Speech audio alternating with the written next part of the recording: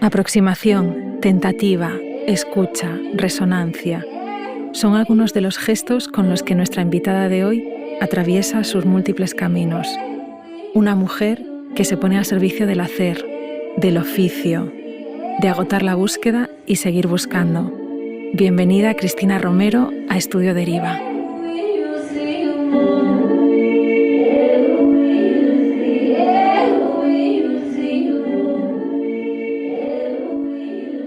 Cristina, me hace muchísima ilusión que charlemos hoy, porque además van varios intentos, ¿no?, de encontrarnos. Sí. Y nos cuesta la vida nos tiene como muy ocupadas, pero al final lo hemos conseguido, ¿no? Te conocí como espectadora de danza muy interesada en saber más, un rol con el que también me siento muy identificada.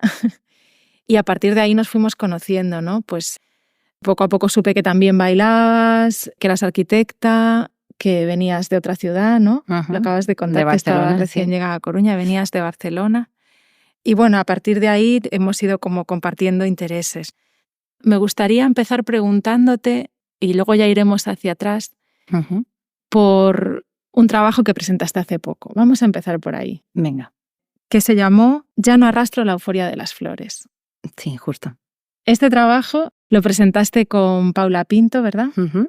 Hace relativamente poquito en Coruña, el 8 de marzo de este año, del 2024. Cuéntanos un poquito de dónde viene este trabajo. Mira, puntualizo, en escena estábamos Paula Pintos y yo, pero el equipo en esta ocasión éramos 3. Era la primera vez que metíamos una persona más de otra disciplina, que en este caso era Teresa Moinelo, fotógrafa. Y el trabajo partía exactamente de eso, de la voluntad de conocer a esta fotógrafa ya el año anterior, la voluntad en ambas partes, tanto Teresa como nosotras, de trabajar conjuntamente y decir a ver qué pasa, ¿no? Ella le apetecía fotografiar movimiento y ver qué pasaba sin ninguna pretensión o objetivo claro. Ahí arrancamos unas sesiones fotográficas en las que Paula y yo hacíamos lo que hacemos nosotras o lo que nos gusta hacer. Y Teresa nos miraba y fotografiaba. Después de esas sesiones empezamos a trazar ¿qué hacemos con esto? ¿A qué lugar nos lleva? A Teresa le apetecía hacer una exposición y para nosotras pues era el decir, vale, contar más allá de la fotografía, de lo que uno, esa huella que uno se pueda llevar o mensaje que pueda leer de esa exposición, que era para nosotras, para Paula y para mí. Y trabajar conjuntamente. El Ya no arrastro la euforia de las flores, que mucha gente nos ha preguntado por el título porque es muy sugerente, a veces impactante. Creo que describe bastante la manera de trabajar nuestra, sobre todo de Paula y mía, que es muy intuitiva. Pero un intuitivo que nos es fácil, y cuando una cosa es fácil, lejos, al revés, a veces se desvaloriza lo que sale fácil y en nuestro caso, al menos a nivel creativo, es lo que valoramos. Justamente si está resultando fácil, es que vamos bien, está a favor. La vida o el arte en este caso va a favor. Y surgió concretamente de un poema que había escrito un compañero de Paula en un máster en Barcelona, de terapia y movimiento. Lo tenemos mencionado en redes. Y el poema en sí se titulaba Ya no arrastro la euforia de las flores. Nos lo compartió Paula porque en ese momento ella estaba transitando ese máster. Nos sedujo el nombre, tenía potencia. No sabíamos muy bien, pero es cuando entramos como en vibración y Paula y yo nos miramos. Y te reconoces en eso, ¿no? Sí. De alguna manera, o encuentras un misterio ahí que te apetece seguir produciendo, ¿no? Y sin necesidad exactamente de entender concretamente de dónde viene la significa. historia y a dónde va, ¿no? Dices, ya no arrastro, pero entonces antes, ¿qué pasaba? Y si es en positivo, hay quien lo ve como en positivo y hay quien lo ve en negativo. Como un drama, ¿no? Una tragedia. Y todo está bien, todo vale. Claro que sí. Da igual. Y ese fue el punto de partida. Luego la manera en que lo desencadenamos, pues de la misma manera intuitiva y sencilla de hacer lo que sabemos hacer.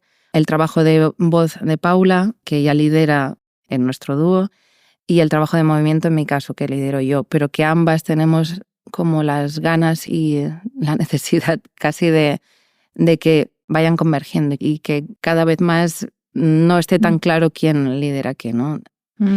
Y en esta pieza, concretamente, yo era la primera vez, porque Paula sí que se ha metido en movimiento en las otras ocasiones que hemos tenido, en otras obras, pero en mi caso era la primera vez que yo también lanzaba voz, que para mí era como... Vale.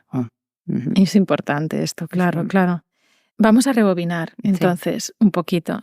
Antes de encender aquí el micro, tú y yo estábamos hablando como de la dificultad de definir lo que somos, ¿no? O a qué nos dedicamos. Muchas veces estas dos cosas van unidas así en el protocolo, ¿no? De presentación o se confunden. En tu caso, tu perfil, para quien conoce así los hitos biográficos, es como también muy múltiple. Eres arquitecta, de hecho, trabajaste, ¿no? Y como tal, y bueno, esas herramientas permanecen en ti. Eres bailarina, te dedicas a la danza desde varios lugares.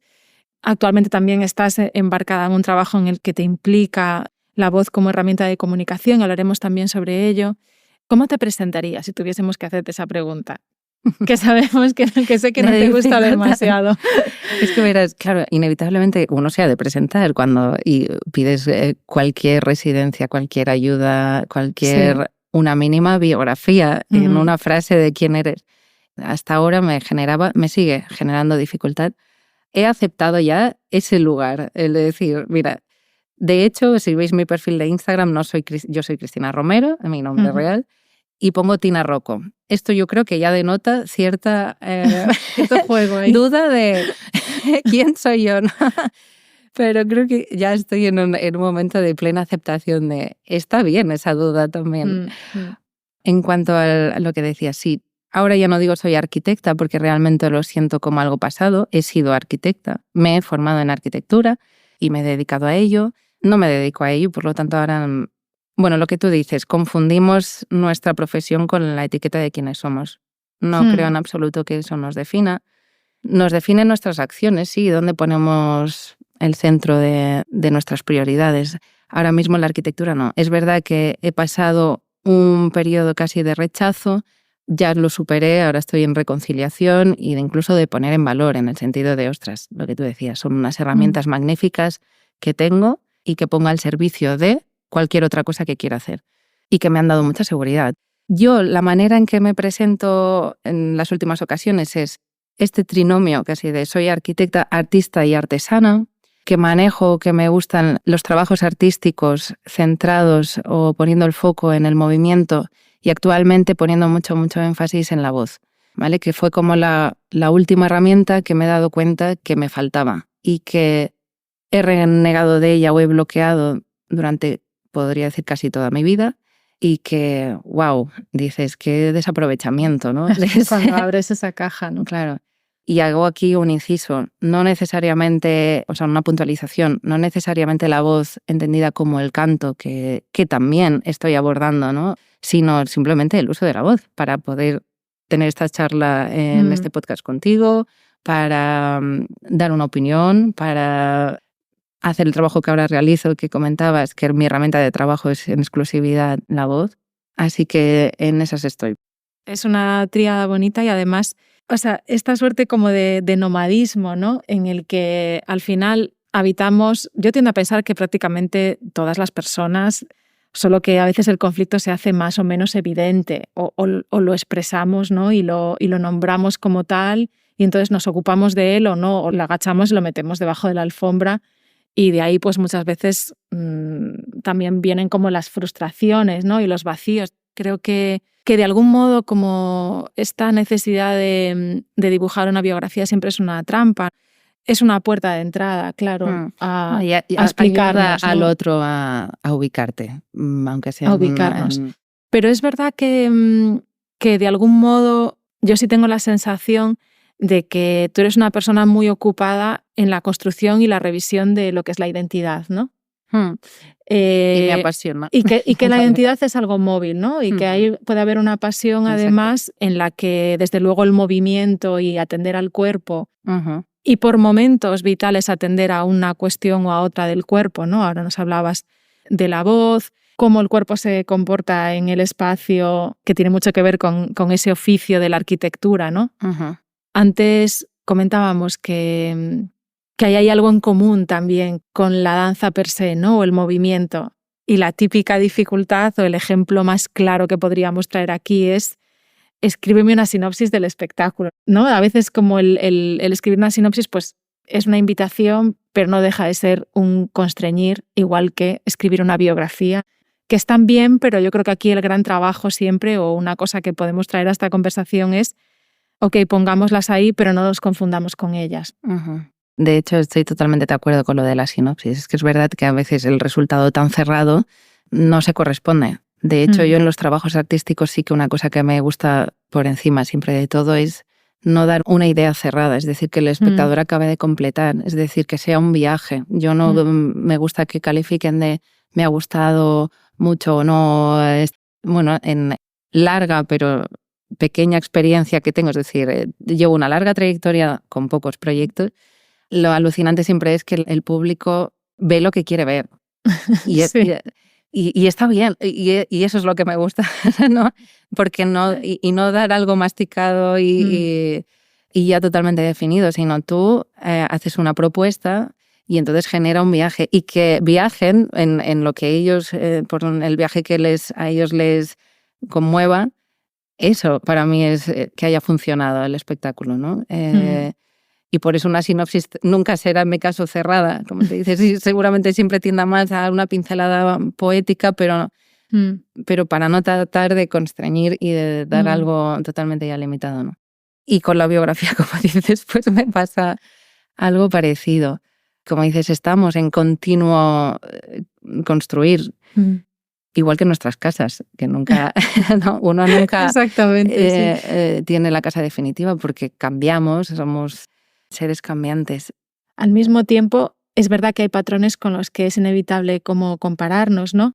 Traigo esto porque hace un momento me comentabas que decías, bueno, la danza pues a lo mejor ahora mismo está como en un segundo plano, ¿no? Uh-huh.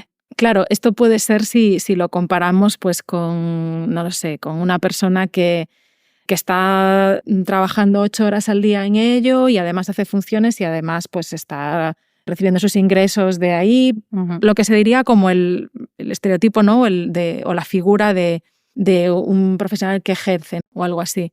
Y me quedé con esto del segundo plano y dije, no, caray, yo creo que Cristina lo que está es como en un plano permanente. Te veo como, o lo que conozco de ti, ¿no? Como una persona muy de oficio. ¿Te dice a ti algo esta palabra? Me conecta con lo de artesana, que te decía. No sé si tú lo hilarías por ahí. Sí.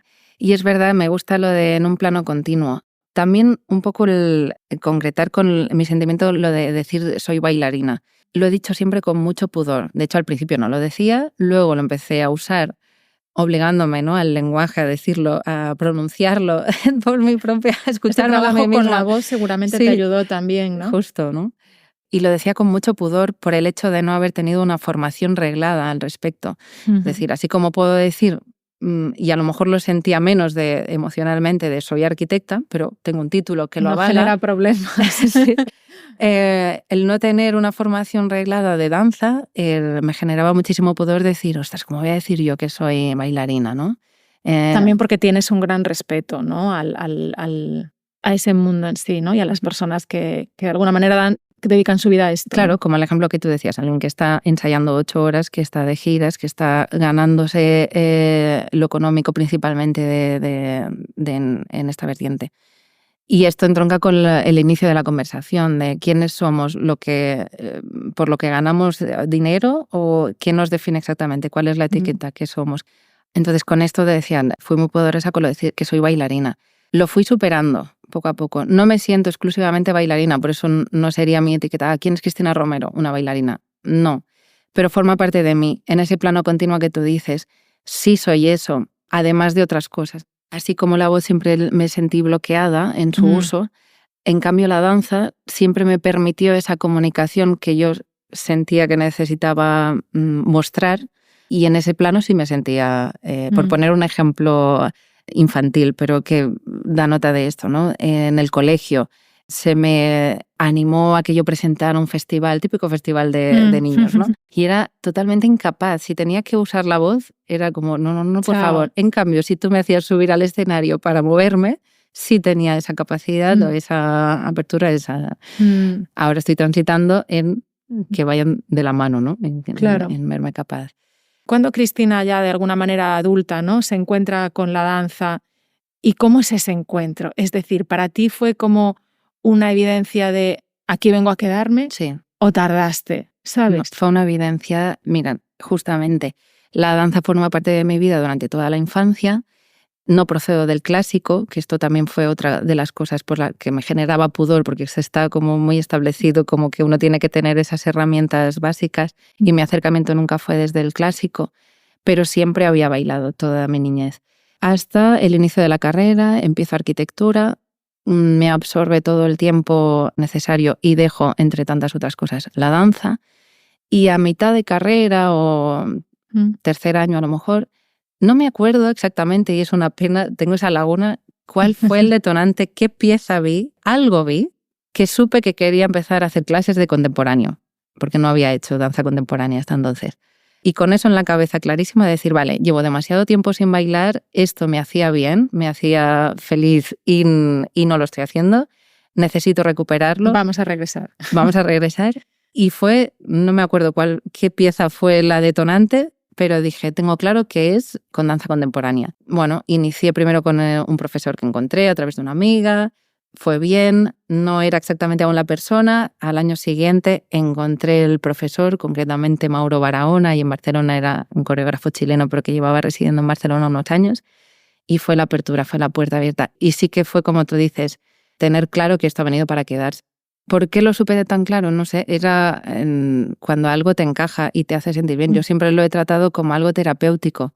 Es decir, ya no voy a dejar algo, sería muy idiota por mi parte dejar algo que me da tanto bien, ¿no? Tanto bien, exactamente, ¿no?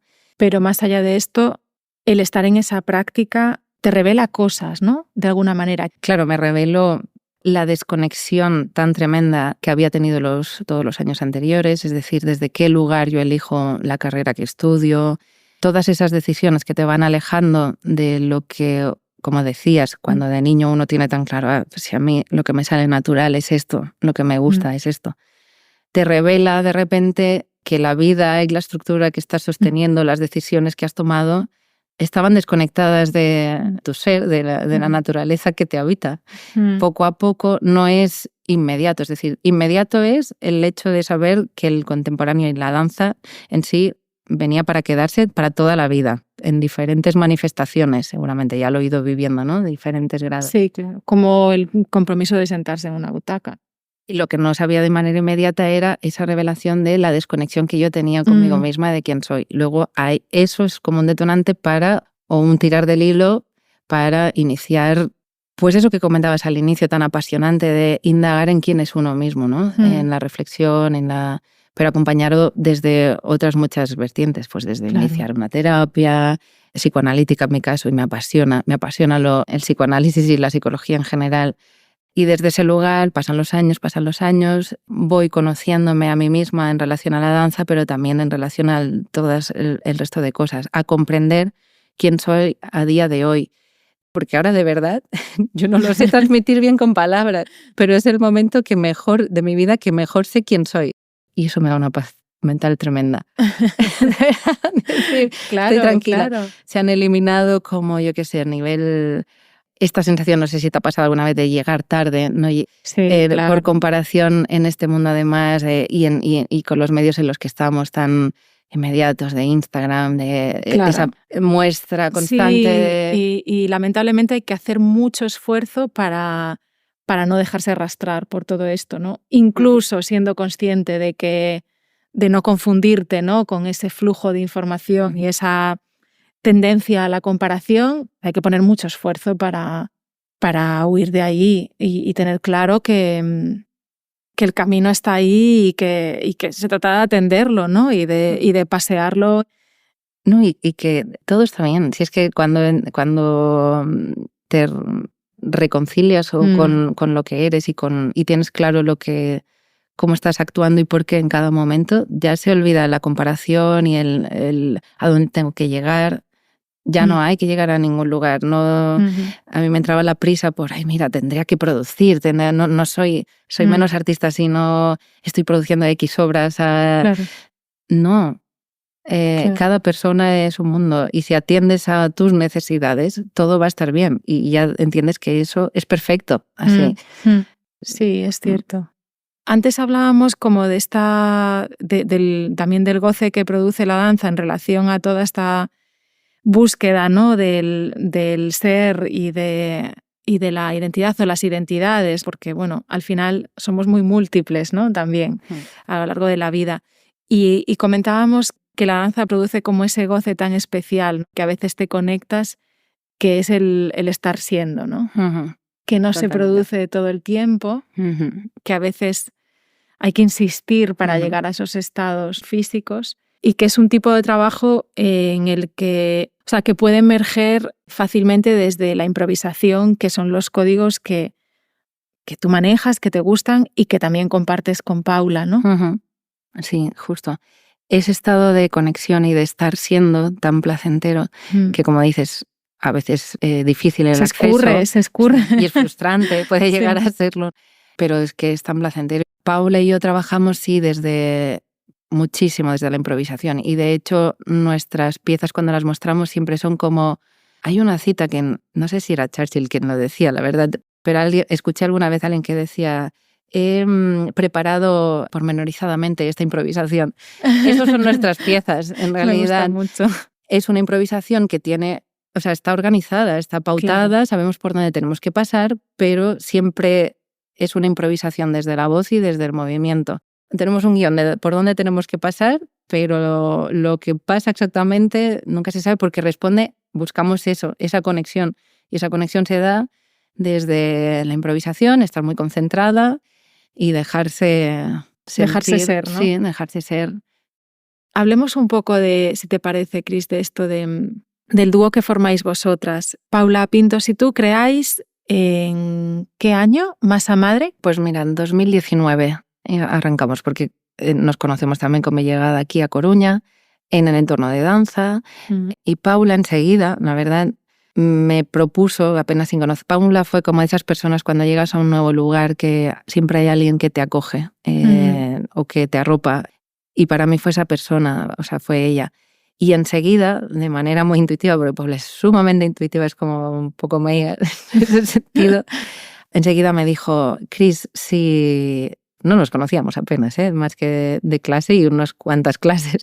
Y me dijo, Cris, si alguna vez te apetece hacer algo por tu cuenta en el que tenga cabida la voz, cuenta conmigo. Y yo como que en ese momento yo no estaba ni aún preparada para pensar que yo iba a hacer por propia iniciativa algo artístico, es que no fuera liderado por otra persona, ¿no? Claro. Y bueno, tomé nota y meses después tuve oportunidad de escuchar a Paula en un concierto que hacía con Risto, un músico de contrabajo, en una iglesia que hay aquí en Oza, maravillosa. Y bueno, claro, dije, mira, enseguida le dije... No puedo desaprovechar esta oportunidad, enseguida, ¿no? le dije, no sé de qué manera, pero vamos a trabajar juntas, sí. Bueno, ahí empezó todo. El detonante, yo no tenía claro ningún proyecto, pero poco después encontré unos audios y esto da pie al nacimiento de lo que es Masa Madre, que es la compañía nuestra. El primer proyecto que hicimos fue Eco 1, que fue a raíz de encontrar unas grabaciones de familiares míos de la zona de Ancares, en Lugo, en las que grababan en las fiestas, sobre todo, de la malla y la siega del trigo y del centeno. Pues después de jornadas de trabajo así duras, estivales, se juntaban a cantar, que es algo que es súper propio de todo el mundo y lo tenemos totalmente también bloqueado. O sea, seguramente escuchaste poco, desde en 1800 me parece que se registran los audios, dejamos que los demás, los otros canten por nosotros, pero nuestros ancestros siempre se han comunicado desde, yo diría, no solo desde la voz y desde el canto, sino también desde el movimiento. Por eso todos nos vamos atravesados cuando nos dejamos llevar por el baile y nos hace sentir también. Entonces, bueno, estas grabaciones, para no perder el hilo, las grabaciones eran unos cantos que parecen Cantejondo, o sea, es una zona de Galicia, pero se hacían principalmente casi sin instrumentos, aunque a veces aparece una pandereta, pero generalmente es solo voz, como jotas asturianas, de hecho, es una frase y se insiste en esa frase y como mucho 2 o 3 frases y demás.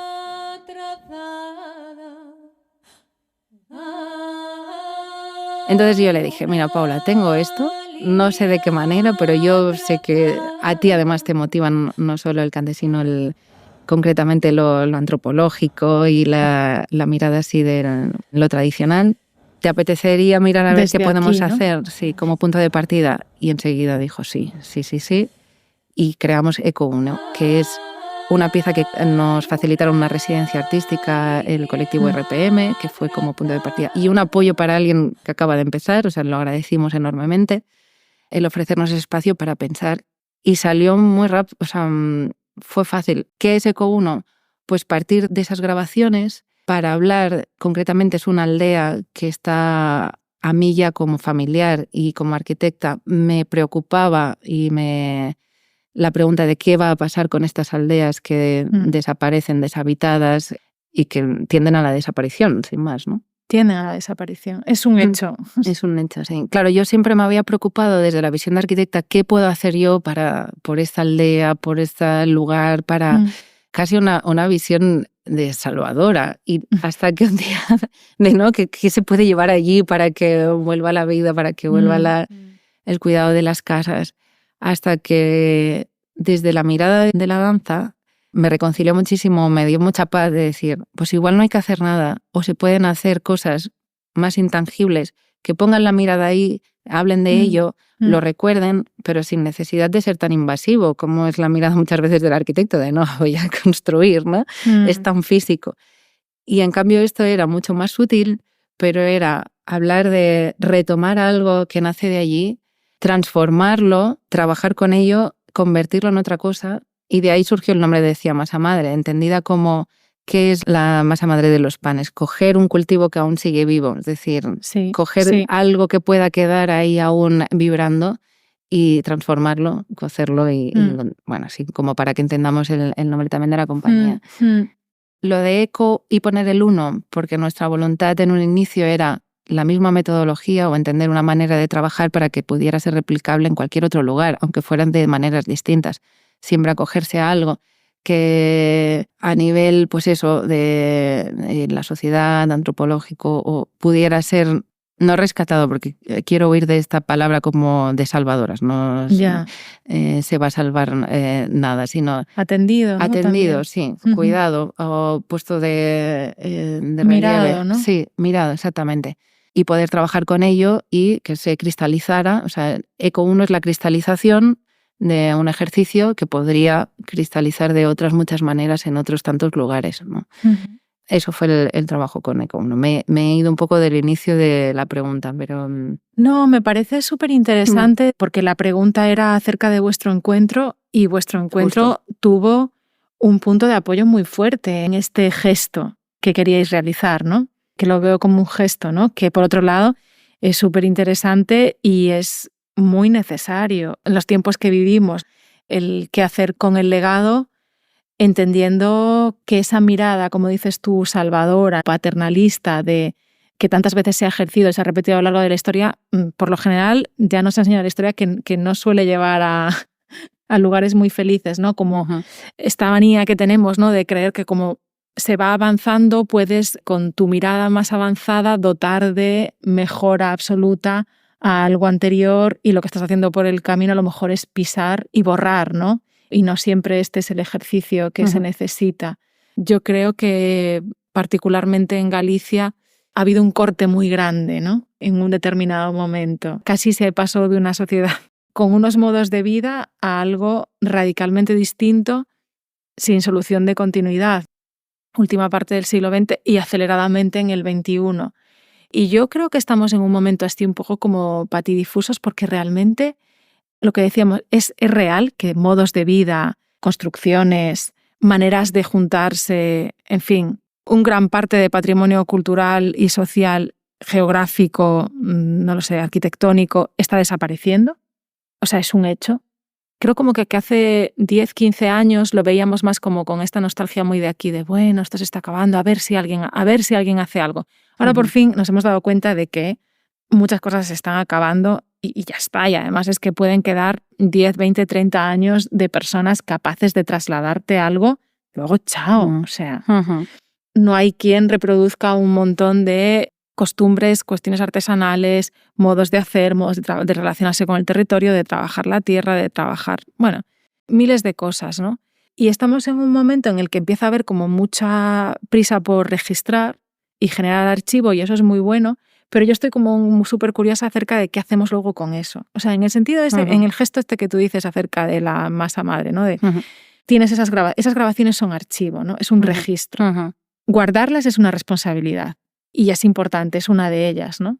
Preservarlas, reproducirlas, aprender de ellas, saber ubicarlas, sacar información al respecto, pero luego producir a partir de ahí, ¿no? Es como todo un universo.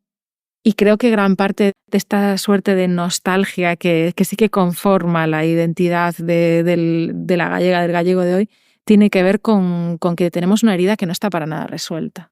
O sea, hay un corte, ¿sabes? Nos cuesta mucho, yo creo que nos está costando mucho relacionarnos con una genealogía porque es muy difícil lanzar el hilo.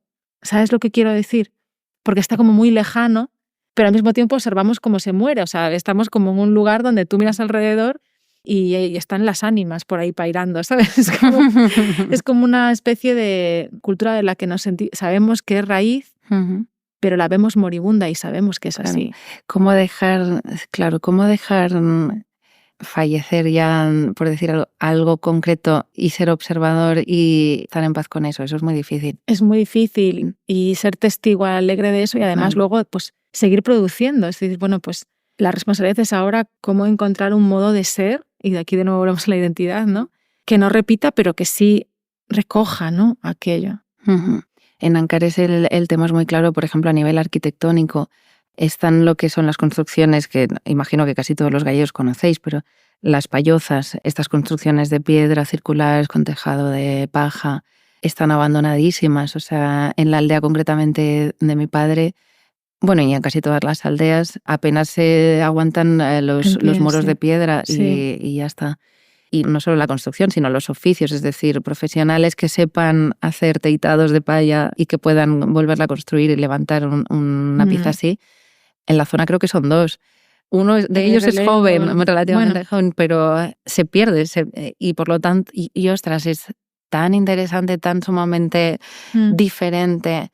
Explica una manera de vivir que parece casi de la prehistoria, pero que yo siempre digo el detalle. Mi padre nació allí y se vivieron y habitaron hasta los años 70, que eso es ayer. Es ayer. Entonces, claro, uno entra como en esa emoción de esto. Esa gran sorpresa, ¿no? Claro, de cómo pudo cambiar tanto, ¿no? Y como que se pierda y que esto ya no lo conoce. Si a día de hoy hay gente que no lo conoce y sucede ayer, si desaparecen todos los rastros ya no se va a conocer, ¿no? Y entra esa voluntad de hacer algo con ello, Y claro, es muy interesante lo que decías porque por otro lado a nivel de arquitectura, ¿no?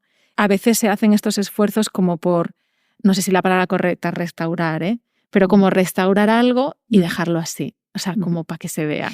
Claro. Y claro, a mí eso me produce una frustración enorme porque si nadie, o sea, no se va a volver a vivir allí porque vivimos en casas más cómodas, evidentemente, y que bienvenido sea, ¿no? Entonces, ¿cómo no generar estatismo, ¿no? en el fluir de la cultura y de la identidad? ¿Cómo permitir el movimiento ahí? Por eso me parece muy interesante, porque esto no lo hemos especificado, pero creo que así fue. Vosotras fuisteis allí a hacer Eco 1.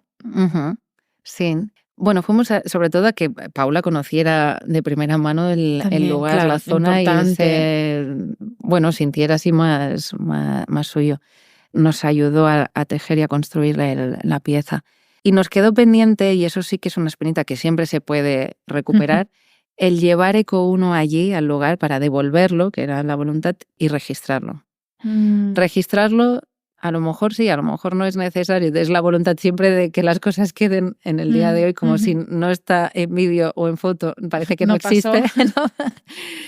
Pero bueno, sí que era una manera de documentarlo. Que se convirtiese en una leyenda. Yo creo que podríamos contar aquí que ya pasó y que se convierta en una leyenda, porque es que al final también Galicia se ha construido muy en base a eso, ¿sabes? Y que sea la narración la que imagine eso, ¿no? La narración oral que tanta cultura también aquí nos ha traído, ¿no? Sí. Sería divertidísimo. Para nosotros, sin duda, era el cierre perfecto, ¿eh? De decirle, volvemos al lugar. O sea, que fuisteis allí a estar, pero no lo bailasteis. No lo bailamos. Eso quedó siempre, pendiente. Pues pero es bueno, algo siempre se puede resolver, sí. Claro que sí. Lo queríamos hacer dentro de una payoza, ya estaba como hablado con el vecino en esta aldea concreta, la única que queda en pie, 100%. Y bueno, es algo que siempre se puede recuperar, sí. ¿Y después de Eco 1 llegó algún otro eco? No llegamos a hacer Eco 1. Claro, luego pasan las vidas en paralelo. Hay que mencionar también no solo que lo que decía antes en segundo plano, no solo estoy en esto, no, es decir, mi esfuerzo, mi actividad no solo va a esto, y Paula tampoco. Paula, además de cantante, es psicóloga, tiene una profesión también que ejerce, que le encanta, y luego otras cosas transversales. En mi caso, hace casi 3 años fui madre. Claro. Los tiempos se distribuyen de otra manera, entonces nos encontramos, siempre vamos de la mano o estamos en contacto continuo, pero con intensidades diferentes que van. Y está bien así. Vais modulando también en función de las etapas, claro.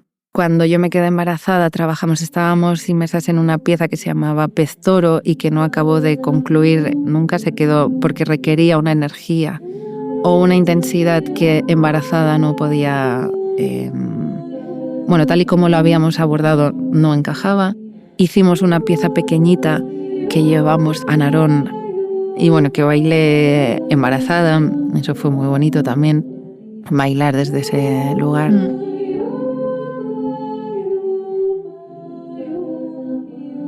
Y cuando hemos retomado ya posmaternidad nuevamente, nos embarcamos en esto de ya no arrastro la euforia de las flores.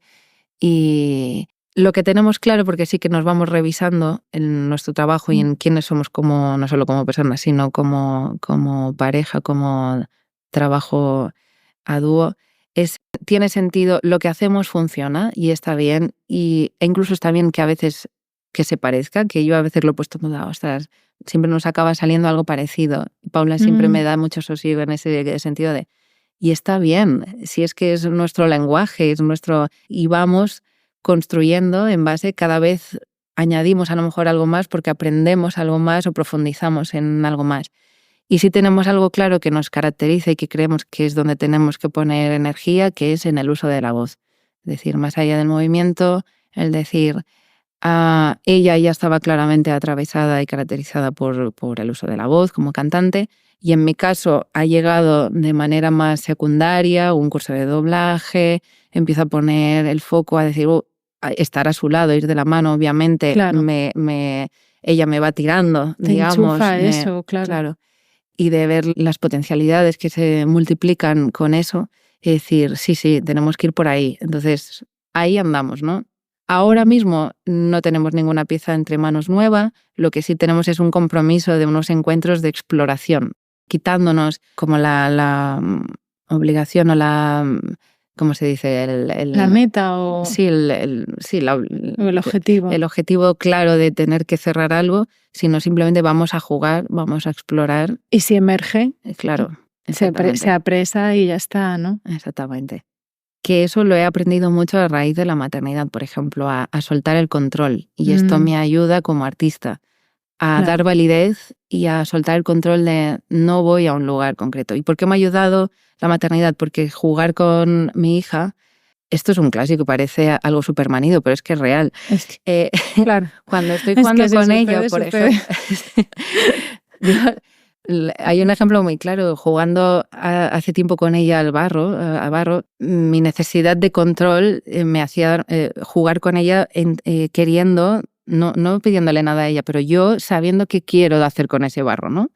En el momento que estoy con ella y le pongo mirada, porque estoy con una mirada mucho de maternidad respetuosa, crianza libre, de dejar el propio desarrollo del ser que son sin intentar dirigir tanto.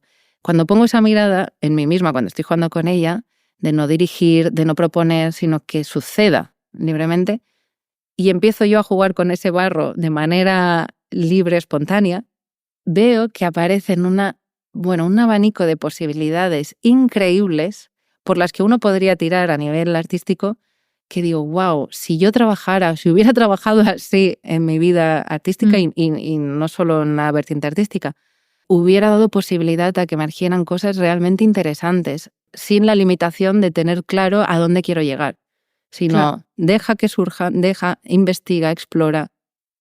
Y esto me lo ha dado ese juego con Dakota, que es mi hija, y que me ha dado tranquilidad a la hora de soltar el control y decir... Y menos juicio también, ¿no? Y menos juicio, sí. Me sucedía, por ejemplo, el año pasado conseguí una residencia artística por primera vez yo sola, es decir, sin de la mano de nadie, que me generó, ¿no?, como ese miedo. Un conflicto también, un poco... No, inseguridad pura y dura de... Bueno, hay que aprovecharla, ¿no? Tengo que ofrecer algo. Claro, no, y incluso el síndrome de una impostora, que esto yo creo que está relatado y mucha gente comparte en algún momento, ¿no? El de decir, ese miedo de decir, pero ¿yo qué voy a hacer en esa... me han dado una... ¿Qué voy a hacer en el sentido de qué voy a hacer de valor, ¿no? Han confiado en mí, ¿qué voy a ofrecer yo? Y entonces, trabajar esto para dar validez y decir... No hay que llegar a un lugar concreto, encima la residencia no lo pedía, sino dar validez al proceso creativo en sí, es decir, a la exploración y al confiar que se llegará de alguna manera a otra. Entonces, en los últimos años creo que sí que he cogido, no voy a decir madurez, porque no creo que sea la edad, que la madurez se asocia a lo mejor a una edad, sino a una seguridad y confianza en mí misma, en lo que puedo... En el oficio también, ¿no? Sí. Que antes hablábamos de eso. Esta residencia venía en relación con el proyecto Tentativa de agotamiento de un lugar femenino. Justo, sí. Que me contabas que surgió a partir también de un título o de una frase leída. Sí, del autor Georges Perec, francés, tiene un libro pequeñito. Bueno, es maravilloso y a los arquitectos en realidad a todos nos chifla Perec, porque sí, es común. Trabaja mucho a nivel incluso espacial y poniéndose trabas en el camino, limitaciones de escritura. Formaba parte de Oulipo, que era un grupo de escritores franceses que seguramente conozcan, ¿no? Esas trabas a los arquitectos nos pegan, porque es verdad que cualquier proyecto arquitectónico, artístico, de cualquier índole, desde la hoja en blanco es dificilísimo. Claro. Entonces, cuando te agarras a alguna traba... Por ejemplo, un libro de Perec que era escribir todo el libro sin escribir una sola E, la vocal E, ¿no? Es dificilísimo, pero bueno, pues ya sabe que de las infinitas posibilidades que puede surgir de escribir una novela, ya tiene una cosa clara, que es que no puede escribir ni una sola letra E. Esto por Perec. Y tiene un libro muy pequeñito que yo tenía que se llama, en francés, Tentative d'épuisement d'un lieu parisien, que es tentativa de agotamiento de un lugar parisino, que se va a la Plaza Saint-Sulpice, una plaza de París, a escribir qué pasa, simplemente.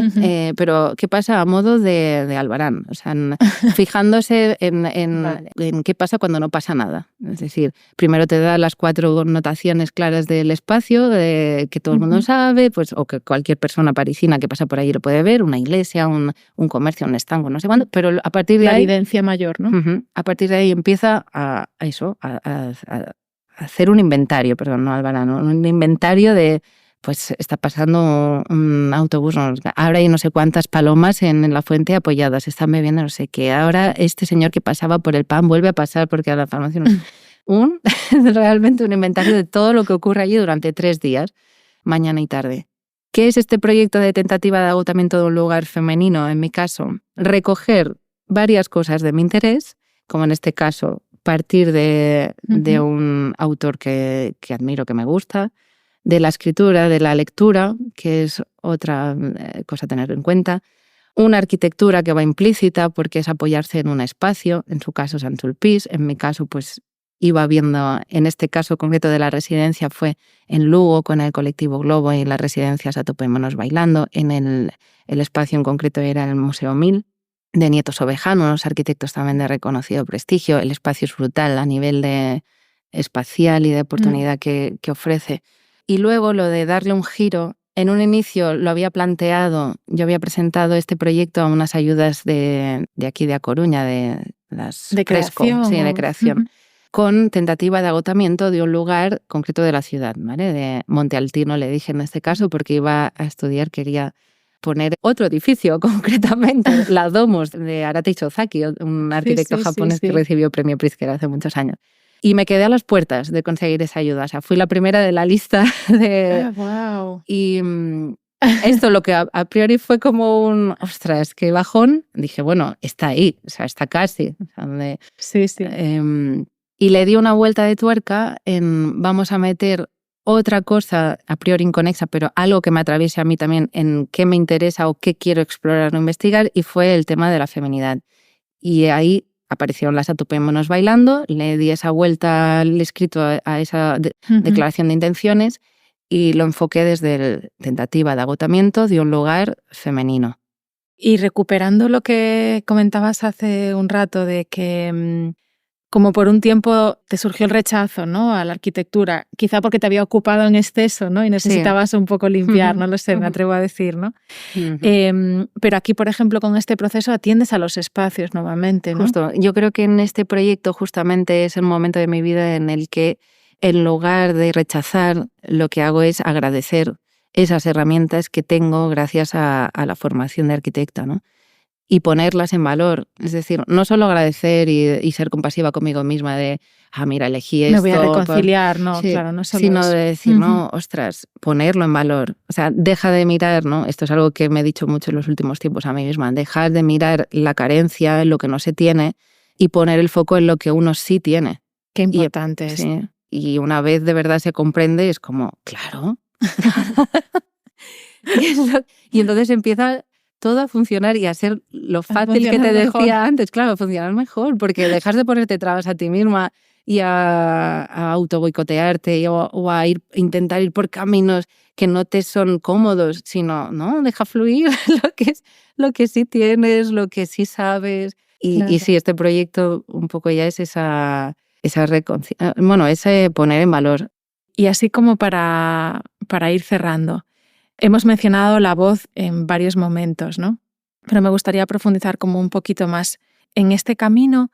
Nos contabas que de alguna manera te ha servido como canal también en este proceso de búsqueda, ¿no? De búsqueda del ser o de la naturaleza que habita en ti.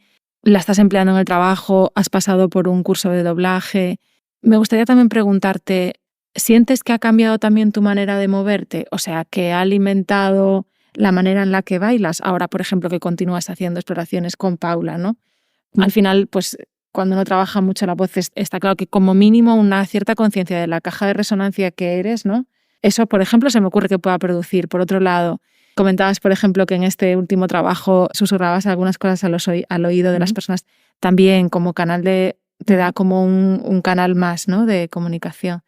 Pero sí, me interesa que cuentes un poquito al respecto de esto. En este último trabajo incluso me atreví a cantar un poco, es decir, desde la improvisación junto con Paula. Me atreví yendo de la mano con ella.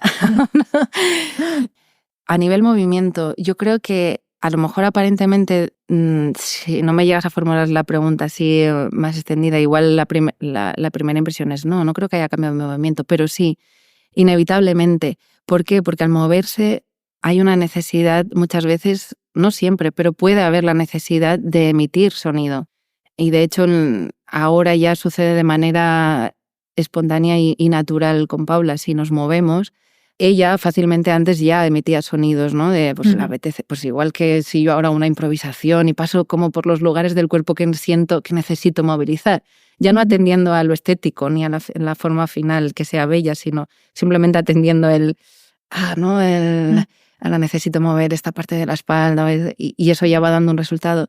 Lleva implícito, porque no nos podemos mirar de manera parcial, somos una cosa global, y lleva implícito, o sea, ¿qué más relacionado con el movimiento también que la respiración? Claro. Y la respiración, el aire que nos atraviesa en esta caja de resonancia que es nuestro cuerpo, es lo que acaba emitiendo sonido, voz, de la manera que sea. Yo antes, como decía, tenía totalmente bloqueado eso, y eso quería decir también que no atender una necesidad que ahora veo claramente que está en ese movimiento, surja una posible necesidad de emitir un sonido, de emitir, aunque solo sea eso, pero hacerlo en voz alta, ¿no? Y no hacerlo verdadero, ¿no? También, sí. O sea, claro. Sí, y que forma parte. Yo creo que eso me he dado el permiso de que eso ya ocurra. Y eso le damos autenticidad también a lo que está pasando, a lo que estás haciendo, a ese estar siendo, que decías tú antes, ¿no? Cuando uno se está moviendo. Claro.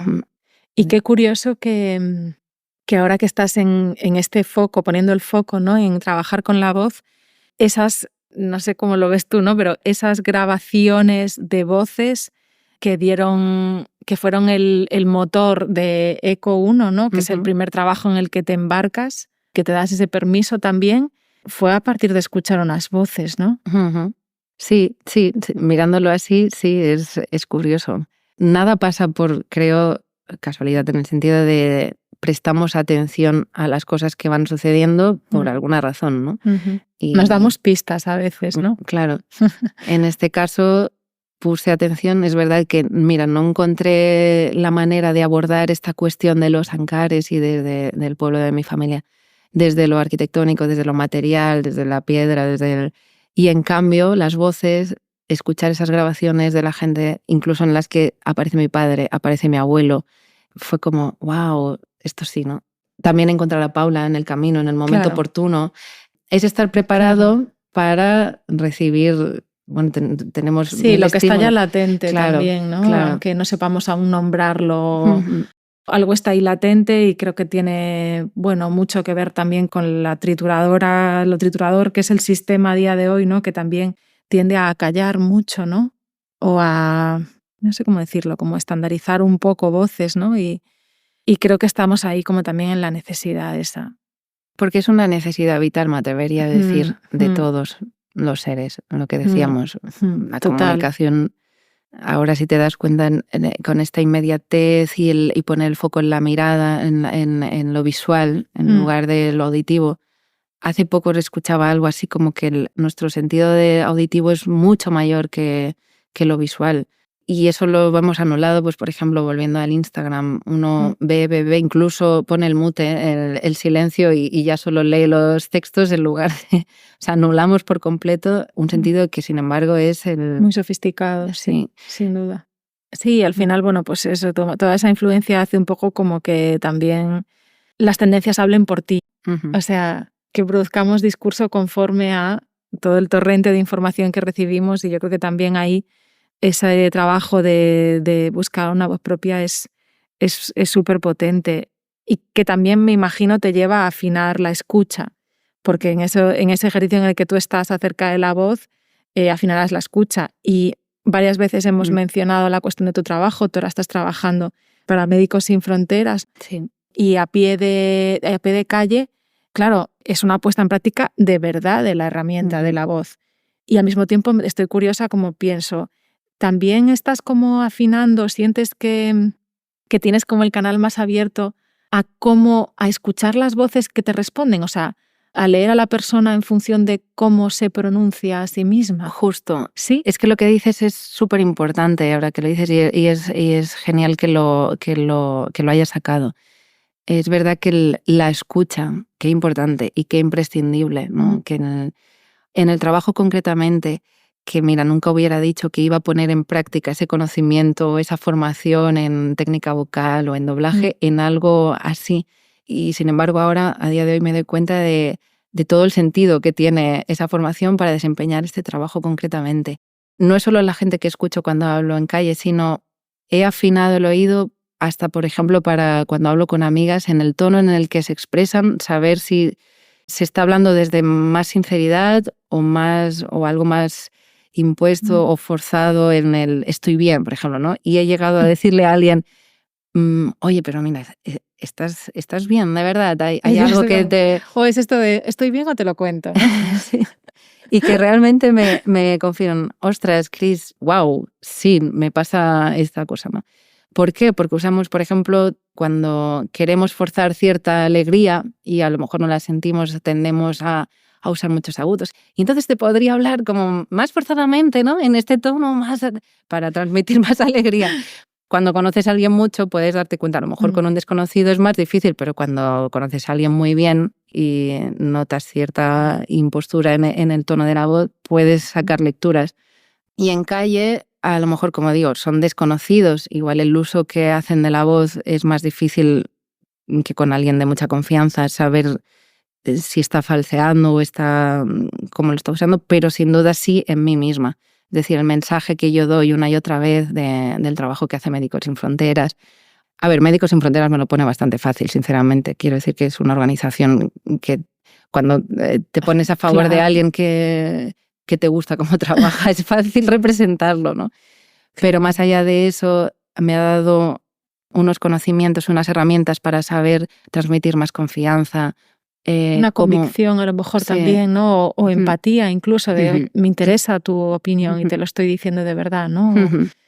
Eso es. Bueno, y la escucha activa, que se usa tanto, es imprescindible, pero ya no más allá del tono, sino de que la persona se sienta escuchada y comprendida. Esa es la base en cualquier relación, en cualquier terapia, iba a decir. Porque en este trabajo hay mucho, yo siempre digo, es bonito porque no solo tienes el impacto positivo para la gente que ayuda a Médicos Sin Fronteras alrededor del mundo, sino que en el día a día, en calle, creo que también se ejerce un impacto positivo en la ciudadanía. Mismamente, a veces por el simple hecho de sonreír, de estar de buen humor, pero la escucha tan necesaria de personas que necesitan simplemente ser escuchadas. A veces es simplemente ser el parachoques de gente que necesita soltar un cabreo que no es propiamente contigo ni con la organización, pero que en su vida necesita descargar algo y ve en ti en el momento. Porque ya hay pocas ocasiones, ¿no? Y bueno, esto es así desviarse un poco, pero sí, la escucha es totalmente clave. Y seguramente sí, estamos perdiendo un poco con tan atropellados o tan invadidos de tantos estímulos, perdemos capacidades. Capacidad de foco también, ¿no? Sí, de estar concentrada y atender, en este caso, pues o una escucha de verdad profunda o, bueno, la atención profunda en sea lo que estás haciendo, ¿no? Claro. Lo relaciono también como esta labor de la que estás hablando ahora. Me recuerda a algo que me dijiste acerca de tu relación con el movimiento y la danza, ¿no? O con el oficio o la artesanía, esa idea de ponerse al servicio, que aquí también está, o sea, en el ponerse al servicio, cuando decías, me lo pone muy fácil también Médicos Sin Fronteras, ¿no? Porque te pones al servicio de ese trabajo que se está haciendo y que de algún modo para ti es un gesto como muy gozoso y muy natural, ¿no? El entrar a disposición de algo. Ser un canal, en el fondo. Un canal. Sí. Yo siempre pienso en este caso concreto, eres el canal para que personas que, aunque no lo saben, lo que quieren es ayudar, te encuentran a ti y eres el canal para hacerlo posible. Para hacerlo posible, sí. Claro. Y por cerrar ya, se me ocurre como volver al principio, a este último trabajo que habéis hecho, Ya no rastro la euforia de las flores. ¿Cómo lo sentís? Porque es verdad que fue un trabajo que hicisteis en colaboración con una fotógrafa. ¿Es algo que seguiréis como trabajando, indagando ahí, o ha sido como un estadio, ¿sabes? Que ahora os tienen que llevar a otro lugar. No lo sabemos y creo que está bien así. O sea, no hay intención activa ahora mismo de reproducirlo en otros lugares. Y mira que sería sencillo coger la exposición, las fotografías ya están impresas, en una calidad brutal. Teresa Moinelo es súper perfeccionista y hace un trabajo exquisito. Y sería tan sencillo como proponerlo en otros espacios y llevar la performance. No tenemos la atención ahora mismo puesta ahí, pero no quiere decir que no pueda suceder, Darse. ¿no? De hecho, me gusta concretar en la residencia de Lugo. Yo llamé a Teresa Moinelo también para que me acompañara y registrara en foto. Me interesaba su mirada, es decir, de tener la fotografía, esa mirada suya como una capa más dentro del discurso o de la narrativa del proyecto. Además, yo se lo planteé nuevamente de manera intuitiva a Teresa. Después de las sesiones que habíamos hecho, aún no habíamos hecho la performance de Ya no rastro la euforia de las flores, sí habíamos hecho las sesiones fotográficas y de manera intuitiva pensé que era una persona que me gustaría tener esa mirada y lo genial, pues las sincronías, cuando todo va a favor, como digo, a ella le resonó muchísimo también el tema de centrar y poner el foco en la feminidad, como que a ella, en su búsqueda, en su exploración como fotógrafa, le apetecía mucho también ese lugar, ¿no? Y es como, vale, entonces te das la mano y dices, genial, vamos a acompañarnos, vamos a caminar un ratito juntas. Y de ahí salen cosas, claro. Y de ahí claro que sí. Y salió material maravilloso que me sirve a mí para seguir escribiendo, dando forma a ese proyecto. Indagando. Sí. Qué bien, qué bien. Estaremos atentas. Y tened paciencia, porque ya os digo que voy poco a poco. Pero nunca se sabe, porque en ese plano continuo, ¿no? Claro, el tiempo es muy relativo. O sea, de pronto, pasado mañana lees un poema y hay un verso que cristaliza alguna de las etapas o de las mesetas de este trabajo. Al final, también te has puesto una buena tarea, porque la tentativa de agotamiento de un lugar femenino puede ser algo reproducido una y otra vez. Además, tentativa ya per se es como bastante jugoso. Quería preguntarte si podemos, porque a lo mejor está a mano, el nombre de este poeta. Él es Carlos Astete Larraín. Ahora que lo tienes abierto, sí me gustaría leer, ya que estamos aquí. Es Atelier fotográfico. Es este. Sí. ¿Dónde estaremos nosotras? Aquí, mira. Ah, vale. Yo creo que aquí pusieron las biografías que pasamos. Fue el último esfuerzo que hice. A ver qué decía. Arquitecta, artista y artesana. Mira, léelo tú. Me gusta esto. Vale. Lee tu biografía, sí. En este gran reto. El último esfuerzo que hice por definirme es... Tentativa de agotamiento de la biografía de Cristina. Me gusta como proyecto. Arquitecta, artista y artesana.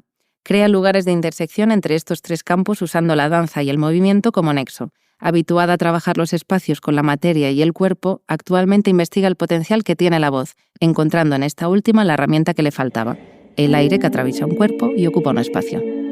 Como ves, le doy la pincelada poética, porque en el fondo es como no quererse acoger esa sinopsis sumamente cerrada, ¿no?